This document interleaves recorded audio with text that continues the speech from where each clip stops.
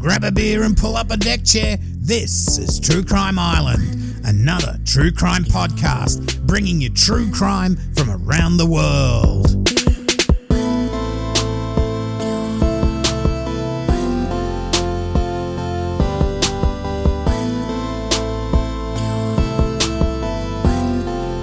Hi Islanders, well, the world is really going crazy at the moment. I hope you all stay as safe as you can. Now this week we have a case of uxoricide, or the killing of one's wife. Now we go to the suburb of Brookfield, about a 25-minute drive west of Brisbane, Queensland, Australia. Now I'll reference tonight the Allison Baden-Clay Foundation, the Calgary Herald, the Daily Mail, the Brisbane Times, court records, queenslandjudgments.com.au, battleofwills.com.au, ruleoflaw.com.au, the Queensland Times, news.com.au, and the Channel 9 network. It's the 20th of April, 2012, and 43-year-old Allison Baden-Clay has gone missing. As I said, she lives at Brookfield. Allison was born on the 1st of July 1962 in Corinda, Queensland. A university graduate who spoke 6 languages, she was warm, talented and intelligent. Her passion was ballet, and she lit up the stage when she danced. Now, when Allison was 10 years old, she toured the UK, including the Edinburgh Festival, with the Australian Youth Ballet. She then went to Scandinavia on a Rotary exchange program, then graduated from the University of Queensland.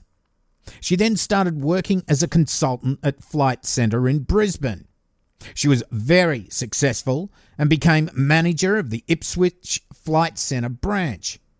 Now, Allison, she was also crowned Miss Brisbane in 1993 and was named Ipswich Young Businesswoman of the Year. Allison then returned to Brisbane to become manager for human resources at Flight Centre, and then she was promoted to Global Human Resources Manager, responsible for more than 3,000 employees worldwide.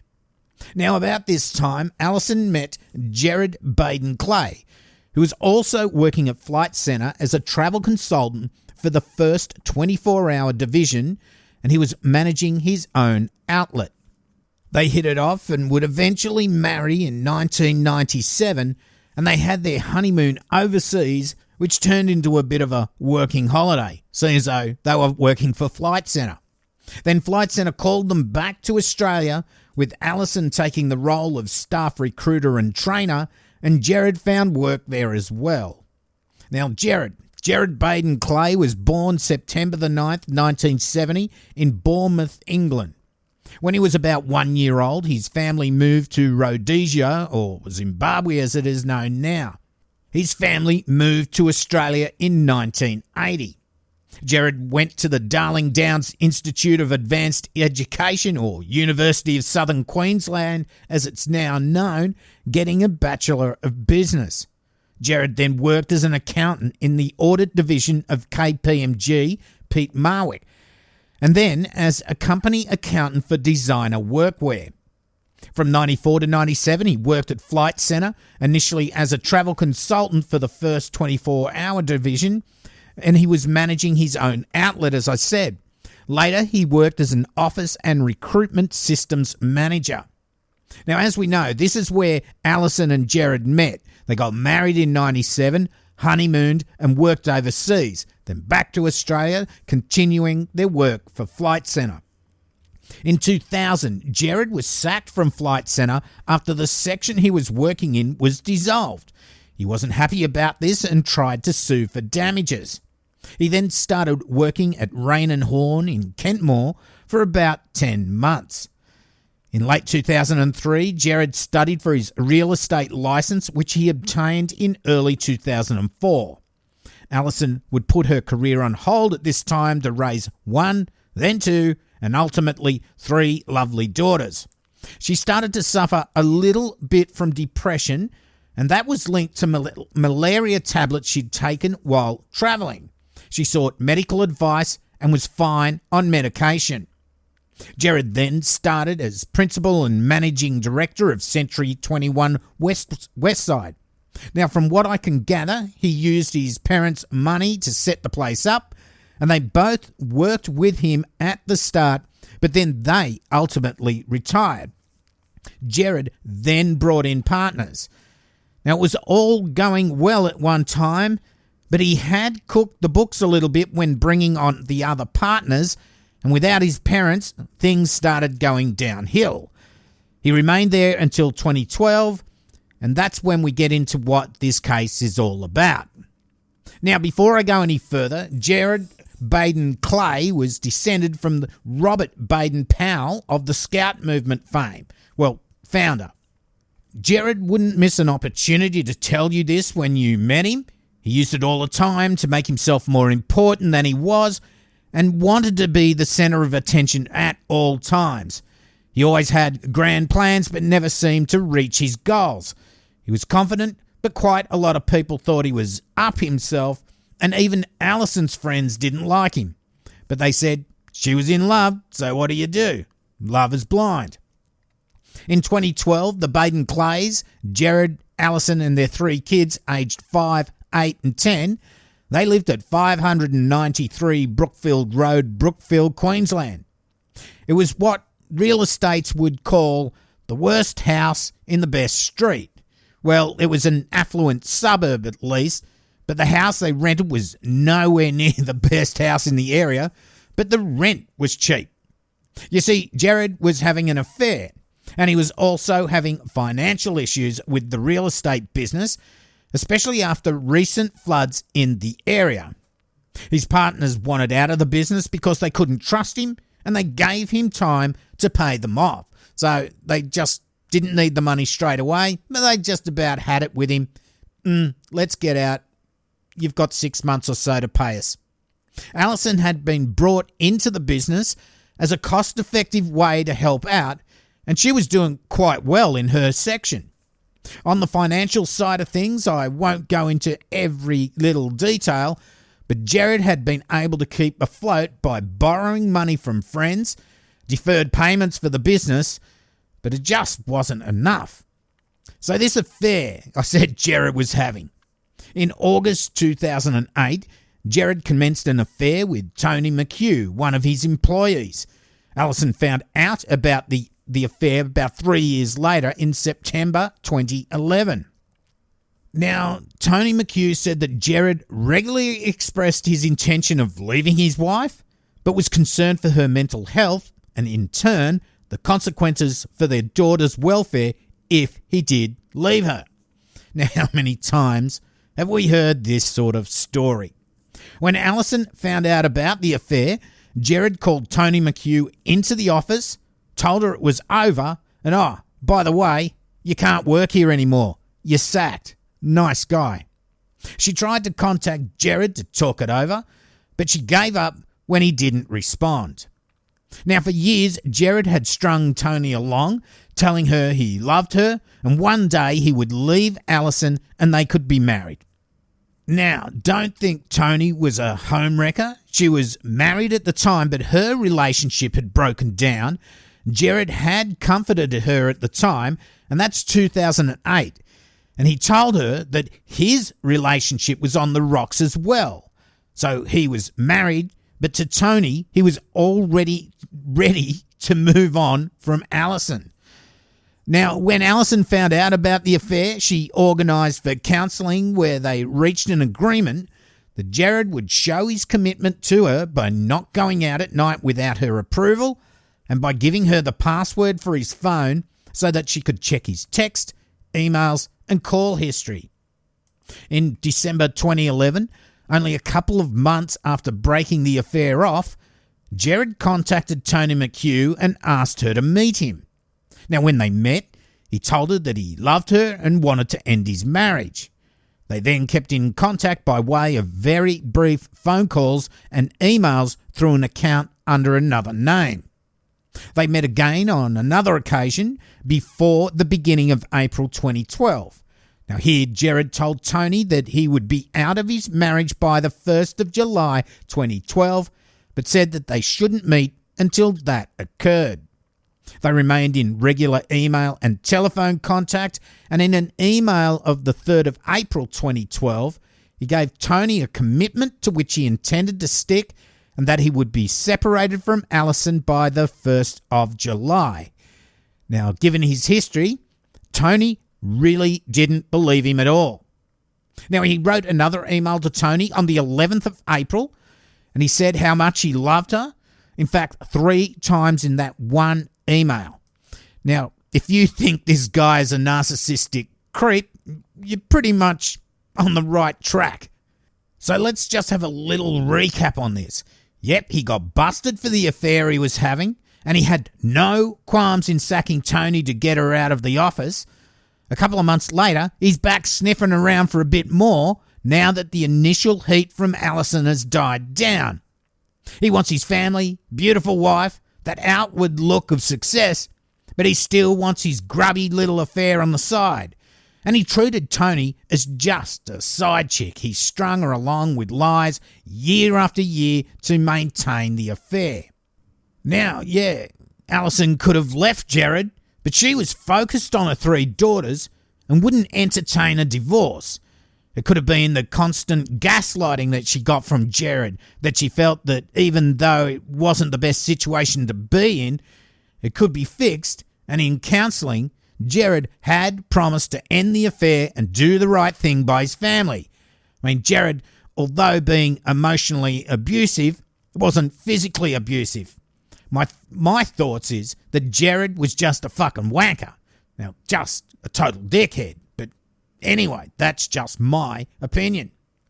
On the 19th of April 2012, Tony McHugh telephoned Gerard and told him that she was going to a property management conference the following day. Now, Gerard told her that Allison and another employee of the real estate agency would be attending the same conference. Tony was pissed off, saying that he should tell Allison about their relationship, that it was not fair to either of them that they should be in the same room together. She demanded to know his intentions. He said that he was thinking of selling the business after he left Allison, and he didn't respond to her request to see him. And now we're at the 20th of April 2012. Allison has a real estate conference to attend in the city, but she's not in the house when her kids get up to get ready for school. Instead, Gerard gets them ready, and he has marks on the left side of his face, which his kids ask him about. He tells them that he cut himself shaving because he's rushing to get them ready for school, and one of the kids, Sarah, puts a Band-Aid on the cut. At 6:30 a.m, Gerard calls his father to tell him Allison had gone for a walk and she hadn't returned. Now, his father and his sister drove over to the Brookfield Road house. At about 7 a.m, Gerard drove away from the house saying that he was going to look for his wife. At 7:15 a.m, Gerard made a 000 call telling the operator that his wife had gone out for a walk and hadn't come back. A Constable Ash arrived at 593 Brookfield Road at about 8 a.m. on the Friday morning. Gerard told Ash that Allison had gone for a morning walk and had not yet returned, that he'd last seen her at about 10 p.m. the night before, and that she'd fallen asleep on the couch while watching the footy show. Now, Ash noticed the marks on Gerard's face.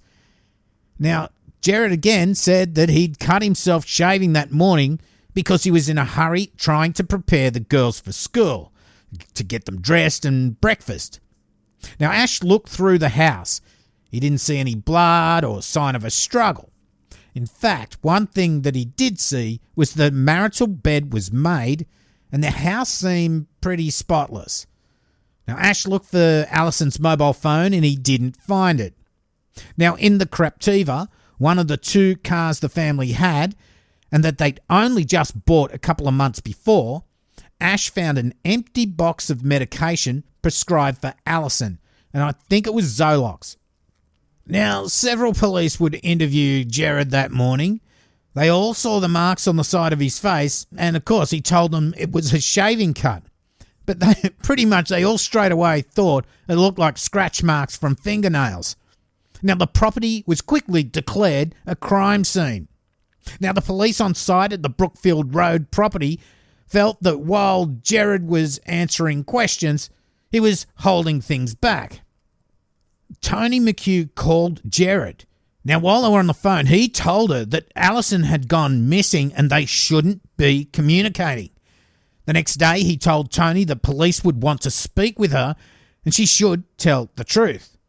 Police would put out a public appeal for Allison, noting that she was wearing grey tracksuit pants and a dark top. Now, these scratch marks on Gerard's face, well, anyone who saw them, including his family, friends, doctors or police, they didn't think it was razor cuts from shaving. They just did not look like that at all. At 8:30 a.m. on the 21st of April, Gerard went to a local medical centre where he asked a Dr. Bevan to look at the cuts on his face. He told Dr. Bevan that at least 3 times while he was there that he'd been in a rush while shaving and had cut his face. At 4 p.m. that day, he then saw a Dr. Kumar at a different medical centre. He told Dr. Kumar that he'd scratched himself with an old razor, causing these facial injuries. Then at 7:15 p.m. on the 22nd of April, a forensic medical officer, Dr. Griffiths, examined the injuries to Gerard's face. Now, Dr. Griffiths noted that the injuries resembled fingernail scratches. He estimated that the injuries were at least 48 hours old, if not older. Now, as we get through this case, these scratches will be quite important. Also, it would be found later that there were abrasions and scratches on Gerard's chest. These resembled scratch marks and could have been caused by fingernail scratching. He also had a shoulder injury which looked like it had come about by the friction of clothes being rubbed hard against the skin. Now, police will also do a forensic search of the house and the 2 cars. The Craptiva, the Baden-Clays had purchased just a couple of months before, had bloodstains on the driver's side rear wheel cowling in the 3rd row of seats. Now, luminol was used to see if it was blood, or it actually looked like a drink stain at the time. It would be found to not only be blood, but it was Allison's blood. However, it was not possible to say how old the blood stain was. Now, being a brand new car, it couldn't have been that old. Now, by the 23rd of April, Allison is still not found, and police set up a major incident room at Indooroopilly Police Station. Did I get Indooroopilly right this time? I don't know. Anyway, Priscilla and Jeff Dickey, that's Allison's parents, they appealed to the public to help find their daughter. Allison's father, Jeff Dickey, said, "We are overwhelmed by the support in trying to locate Allison. Please help us because there are 3 beautiful little girls of Allison's wanting to see their mother as soon as possible." Police told reporters that they were treating the disappearance as a missing persons case, not a criminal investigation. Well, yeah, right. I think they already at this stage knew the husband was involved. Now, on the 24th of April, Allison is still nowhere to be found, and Gerard finally makes a public statement. Now, I'll play this clip from 9 News, and I'll play the full video version of this news clip from Channel 9, but you have to go to my YouTube channel to watch that. So here we go. The husband of a woman who mysteriously disappeared from her Kenmore home last Thursday night has broken his silence to 9 News. The hunt for Allison Baden-Clay has intensified, with police now searching industrial garbage bins for evidence. Coming out of his parents' home, the pain and strain of the last 5 days was clear to see across Gerard Baden-Clay's face. I'm trying to look after my children at the moment. They've got 3 young girls, and we really trust that the police are doing everything they can to find my wife, and We just hope that she'll come home soon. 9 News understands Mr Baden-Clay has hired lawyers and has been in regular contact with detectives. I've spoken to the police about everything and I've had no contact from her at all. Allison disappeared last Thursday night and hasn't been seen or heard from since. Her mobile phone is also missing and her bank account has been untouched. Was she upset before she went away? No, and the police, I've tried to help the police as much as I can, and we all have everything we've got, so thank you, I'm sorry. Yeah, right, dodgy as fuck. But if you want to see how guilty he looks, check out my YouTube channel. I'll have the full clip there. He definitely does sound guilty. I mean, his voice is so off. It's like he's pretending that he's trying to cry or something. I mean, there's absolutely no Oscar for that performance. And apparently this is the only media interview he gives. I think Channel 9 just door-stopped him and he came out of the house. Now, I don't think it's a spoiler for the rest of the case because I think you all know where this case is heading. But this grieving husband bullshit reminds me a little bit of Chris Watts. In the video, you can see his body language as well. And so, honestly, go and have a look and let me know in the comments what you think, guilty or not, just from that interview. Now, on the 25th, detectives raid the office of Gerard's real estate agency and gather more evidence from his house. Allison is still nowhere to be found, and there is a prayer vigil at the local church for her. On the 27th, police make a mannequin outside of the family home wearing what is believed to be the clothing similar to what Allison was wearing when she went missing. That was the grey tracky dacks and the black top. Now, really, to tell you the truth, I think the cops put it there to freak Gerard out a little bit, make him squirming and feel a bit uncomfortable. Other than the initial search of his car, in his car the morning Allison went missing, and I reckon that was just a drive around the block, Gerard has not searched for his wife since. That's a little bit strange, wouldn't you think? Now, search crews widen the area that they're looking for Allison. They start looking in industrial dumpsters. On the 28th of April, a week since Allison went missing, Gerard issues a statement to the media. He thanks the public for their support, saying his priority is the welfare of his wife and their 3 daughters. On the 30th of April, a canoeist discovers a woman's body on a creek bank under the Colo Bridge crossing at Anstead. That's about 14 kilometres from the family home. The body is wearing what Allison was thought to have worn the morning she went missing. The body is on a muddy bank and quite decomposed. On the 1st of May, the body is formally identified as that of Allison Baden-Clay. Her family are devastated and the police are now treating it as a homicide. The police say, at this stage, we're looking at an unlawful homicide investigation. We've been looking at that for some time now. We believe it's reached that level some time ago. Yep, I think they were pretty suspicious of Gerard, and probably from day one they thought he'd killed her. Anyway, Gerard says he's devastated by the loss of his wife. In a statement released by his lawyer, Gerard says his primary concern now is the care of his 3 daughters, and he just wants to provide his children with some stability and normality given the tragic news and despite the unrelenting media barrage. An autopsy is performed and Dr. Mill, he couldn't determine the cause of death because of the effects of this decomposition, but certain observations he made were suggestive of blunt force trauma. Now, the autopsy report identified possible causes of death which could not be excluded. Now, these included smothering and strangulation. Dr. Milne could put these no higher than possibilities because any soft tissue injuries that may have been sustained to the face or neck would have been destroyed or obscured by the decomposition and other post-mortem changes. Now, about a week or so later, police set up roadblocks in the area to try and find out more information and probably to try and see if anyone saw Allison walking on the morning she went missing. Now, yeah, I think what they're trying to do here is to prove that Allison didn't go walking that morning, especially 14 kilometres walking, because Allison was suffering from depression or at least taking medication for it. What they're trying to do is rule out any suggestion of suicide, because I think they know Gerard has done this, but they've got to make sure they rule out all this other stuff, and then they can focus on him. Allison had her funeral service on the 11th of May at St Paul's Anglican Church at Ipswich. Gerard was there, acting all devastated, but he failed to address the mourners. Now, don't you think that's a bit weird? You're the husband and you don't make some sort of speech or anything?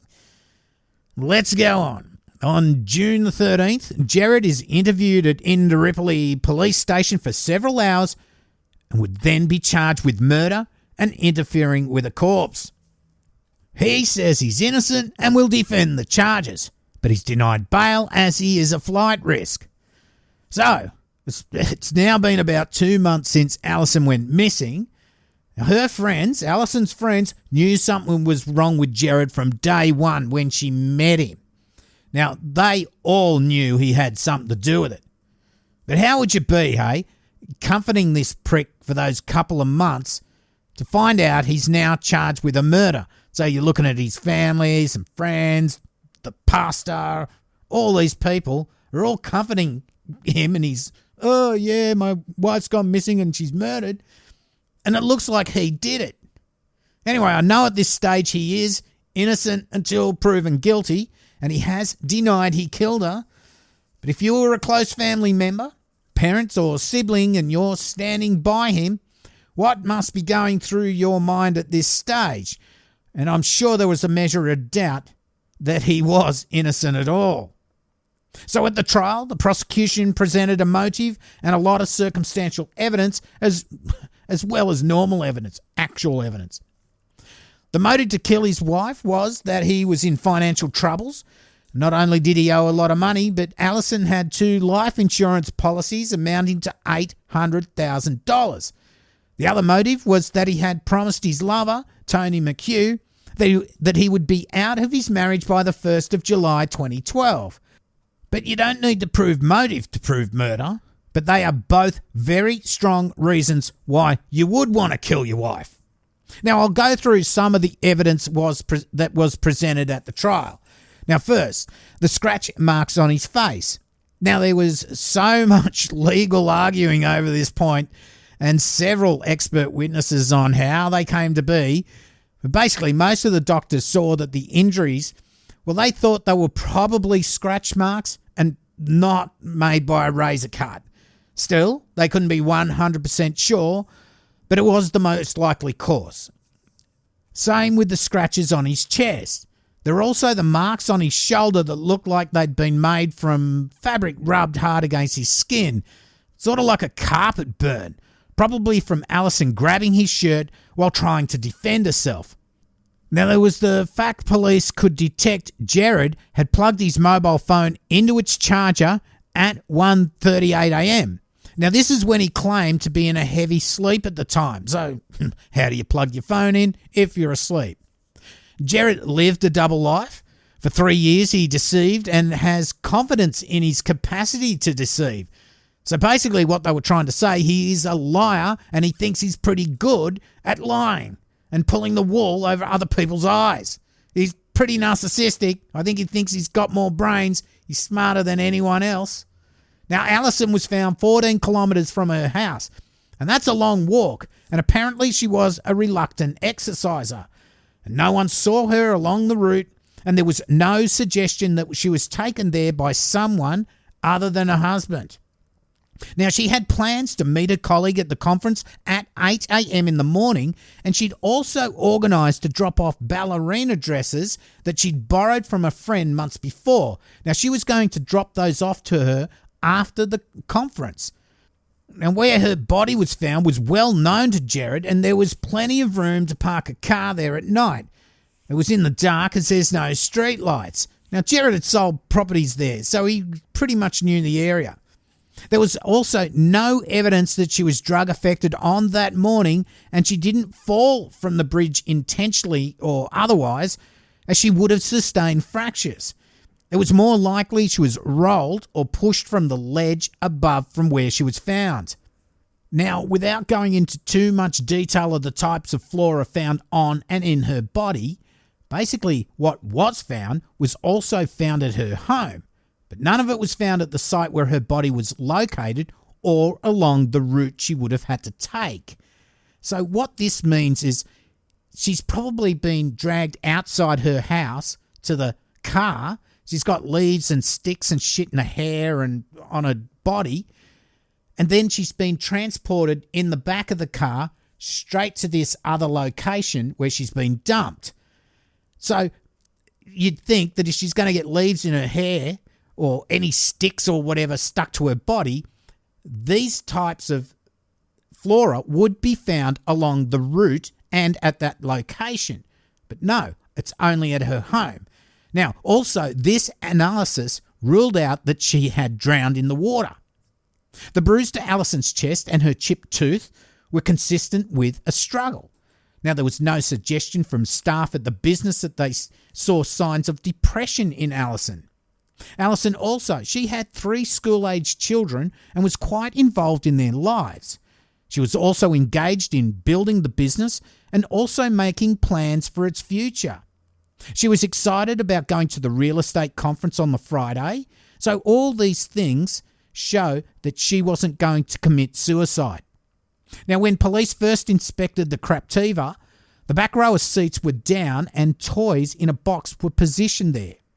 And Allison's blood was hidden from view until the row of seats was folded up. Now, probably why the box of toys was put there by Gerard, hoping the police wouldn't look and pull that chair up. But that's just my little view, my opinion. There had been no injury to Allison before the 19th of April to account for the blood in the car, so therefore there was an injury to Allison on the night that caused her to bleed. Then there was the real prospect of his affair with Tony McHugh being exposed to his wife at the conference the next day, and her being unwilling to forgive him a second time. Gerard would ultimately be found guilty. Now, the judge summed up the case. I'll read out a little bit of it. It's been edited for flow, as I usually do. Now, he said, the killing was not premeditated, but it was violent and that Gerard was under considerable stress. His financial and domestic circumstances were in bad shape. He resumed his affair with Tony McHugh. He led her to believe he was going to leave Allison and to be with her. Now, the afternoon before the murder, he told Tony that Allison would be at the conference she was to attend in Brisbane the next day. Now, he knew that if the two women were to meet, the consequences would have been absolutely dramatic. A relationship counsellor had devised a plan to get the marriage back on track. Now, it allowed for Allison to express her feelings about the affair in a brief session every second day, and Gerard had reluctantly agreed to that. The first session happened the night before Allison died, and it had turned into an interrogation. Allison remained tormented by the affair, pressing him for details. On the night she died, Allison again questioned him about the affair, and all the pressures proved too much. The prosecution suggested that Gerard smothered Allison, and that looks likely. But whatever the mechanism, his violent attack caused her death. Her fingernails scratched his face, the act of a desperate woman struggling for her life. He then continued his shameful conduct after murdering Allison, showing a profound absence of remorse. He then took her body to Colo Creek. There he disposed of Allison in an undignified way, dumping her over a ledge to leave her lying in mud, exposed to the elements, insects and wildlife. He then put in place and persisted in a deception plan. He used a razor to cut himself near where she'd scratched him, trying to disguise the injury she had inflicted in defending herself. He then drove around the streets of Brookfield pretending to look for her. He then insinuated that mental illness may have led to a drug overdose or suicide, and besmirching Allison's memory in a way that is thoroughly reprehensible. The judge said that Gerard had no criminal history, but he was definitely not good of character, and that he took a devoted, loving mother from her 3 girls, blighting their lives. So on the 15th of July 2014, Gerard Baden-Clay was found guilty of murdering his wife Allison, and he was given a life sentence with a non-parole period of only 15 years. Now, the charge of interfering with a corpse, well, that was dropped. Now, in 2015, Gerard appealed his conviction of murder, and it was downgraded to manslaughter. Now, this caused a rage amongst the protests amongst the community. And in 2016, the Queensland Director of Public Prosecutions decided to appeal against the downgrade, and thank God the High Court of Australia restored the original trial murder conviction. Now, without going into all the legal jargon of why the murder conviction was reinstated, basically, Gerard said that he had no part in the death of Allison. Now, if he had come clean and said they'd had a fight and she bumped her head or whatever that caused her death, well, that could have been seen as not intentional, and a manslaughter finding could have been made. So, this narcissistic lying wanker fucked himself up. He was just a nobody, a failure, a disgrace to his family. His actions left 3 young girls without parents, especially their loving mum, and all for what? Life in prison? Oh, and by the way, he can't get any of Allison's estate. There is the Allison Baden-Clay Foundation that has been set up in her honour. The foundation aims to build a national community that acknowledges the prevalence of domestic and family violence and seeks to create an Australia that is committed to eliminating and taking concrete action to stop domestic and family violence. Go to AllisonBadenclayFoundation.org.au and check it out. Well, Islanders, another precious life taken away in a narcissistic rage. So that's the end of another episode. And now we go to the Patreon as usual. Patreon, thanks to all my past, present and new Patreons. Your financial support really does make a difference, as True Crime Island is commercial free for all. Thank you all so much. It's always appreciated, any of your pledges. Now this week, Lisa Mackey upped her pledge. Thank you very much, Lisa. And to get on my Patreon, it's patreon.com/True Crime Island. This week I'll be messaging everyone who has a reward coming. So just check your spam box if you don't get an email in the next few days. Now, if you don't like the monthly thing, you can also just do a donation via PayPal. Now, the PayPal link is donate.truecrimeisland.com or paypal.me/True Crime Island. Please remember, support yourself before you support the island, okay? Now, I have merch at Threadless and Redbubble. Go to Redbubble and search for True Crime Island.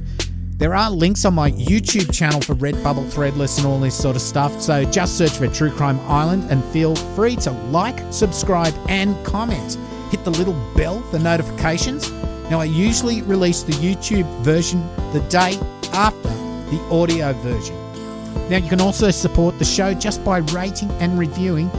Also, it's so good when people share, so share it with your friends and family. All the links, including social media, are on my website, truecrimeisland.com. You can download whatever you want there or stream the audio podcast from there. Now, again, please feel free to check out the YouTube channel and subscribe. I think there will be a giveaway at 1,000 subs, so with a little bit more motivation to have a look. If you want to contact me, the best way, honestly, is cambo@truecrimeisland.com.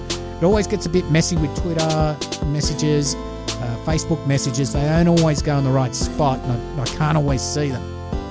Okay, that's about it. I've been your host, Cambo. You've been listening to True Crime Island. And as I always say, don't forget to delete your browser history. Night. Boom Bagalanga.